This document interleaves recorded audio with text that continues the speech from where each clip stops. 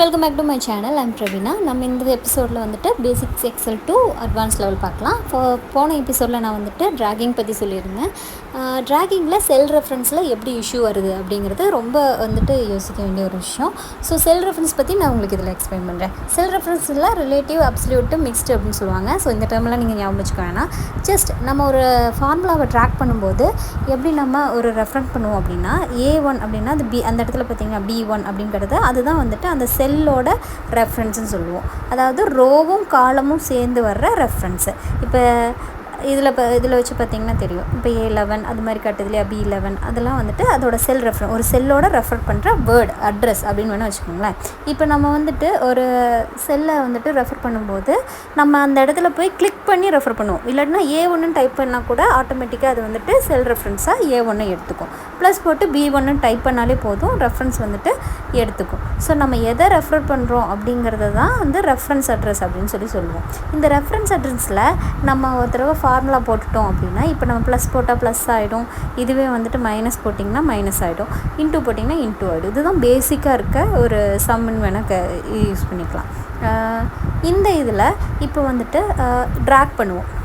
நம்ம எப்படி ட்ராக் பண்ணுவோம், நான் போன எபிசோடில் சொன்னேன் இல்லையா, அந்த லாஸ் கார்னர் கிளிக் பண்ணி டபுள் கிளிக் பண்ணாலே கீழே வரைக்கும் ட்ராக் ஆகிடும். ஸோ நீங்கள் ஒவ்வொரு காலமையும் வச்சு பார்க்கும்போது, இப்போ நான் ஃபஸ்ட்டு காலமில் என்ன கொடுத்துருந்தேன், A1 + B1 அப்படின்னு கொடுத்துருந்தேன் அப்படின்னா, அது அடுத்தடுத்து வரும்போது A2 + B2, A3 + C3 அப்படிங்கிற மாதிரி தான் வரும்.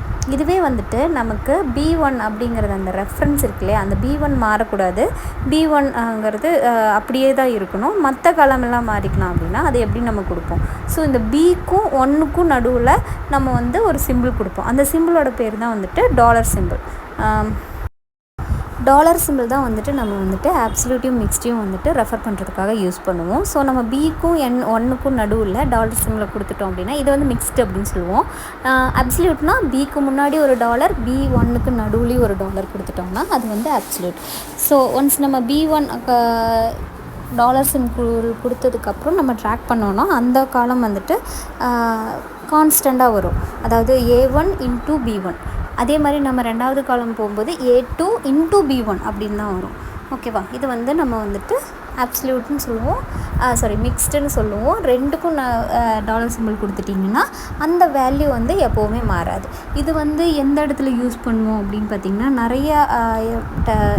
நிறைய காலம் போட்டு நம்ம யூஸ் பண்ணுற இடத்துல, ஃபார் அன் எக்ஸாம்பிள் ஒருத்தரோட பேசிக் சேலரி வந்துட்டு 2500 தான்.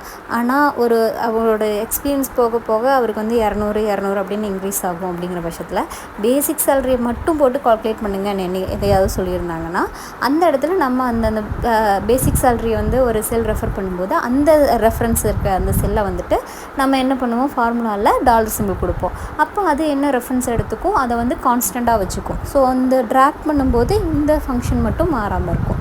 அதுக்காக தான் இந்த ஃபங்க்ஷன் யூஸ் பண்ணுறது.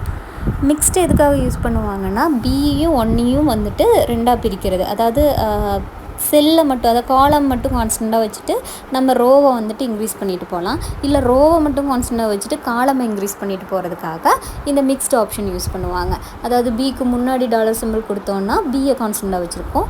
B1க்கு முன்னாடி கான்ஸ்டண்ட்டாக கொடுத்துருந்தோன்னா 1 மட்டும் வந்துட்டு கான்ஸ்டண்ட்டாக வச்சுட்டு, சில ஃபார்முலாவில் வந்துட்டு இது ரெண்டையும் டிஃப்ரெண்ட்டாக போடுற ஃபார்முலாஸ் இருக்குது. அந்த இடத்துல இந்த ஆப்ஷன் வந்து நம்ம யூஸ் பண்ணுவோம்.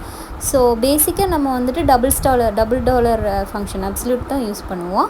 அது யூஸ் பண்ணாலே நமக்கு வந்து அந்த செல் வந்து கான்ஸ்டண்ட்டாக இருக்கும். தேங்க்யூ ஃபார் வாட்சிங். வேறு ஏதாவது டவுட் இருந்தால் கேளுங்க.